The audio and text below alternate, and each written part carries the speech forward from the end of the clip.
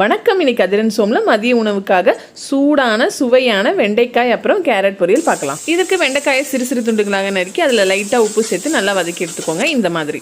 அதுக்கப்புறம் ஒரு கடாயில் எண்ணெய் ஊற்றி கடுகு சேர்த்து அதோட கருவேப்பிலை சேர்த்து தேவையான அளவு வெங்காயம் போட்டு அதில் லைட்டாக உப்பு சேர்த்து நம்ம நல்லா வதக்கிக்கலாம்.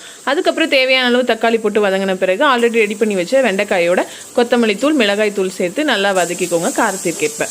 அதே மாதிரி லைட்டாக புளி தண்ணி இப்போ சேர்த்து நல்லா மிக்ஸ் பண்ணிவிட்டு லைட்டாக தண்ணீர் சேர்த்து மூடி வச்சு கொஞ்சம் நேரம் வேக விட்டுட்டு கடைசியாக நாம் துருவன தேங்காய் அதுக்கப்புறம் கொத்தமல்லி தலை தூவி இறக்கினா ரெடி.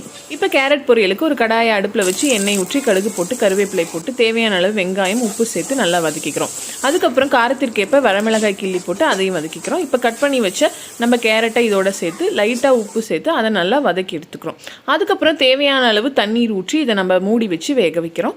கொஞ்ச நேரத்துக்கு அப்புறம் வெந்த பிறகு கடைசியாக உப்பு சரி பார்த்துட்டு நம்ம அதோட என்ன பண்ணுறோன்னா கொஞ்சமாக திருகன தேங்காய் கொத்தமல்லி கேரட் பொரியல் தயார்.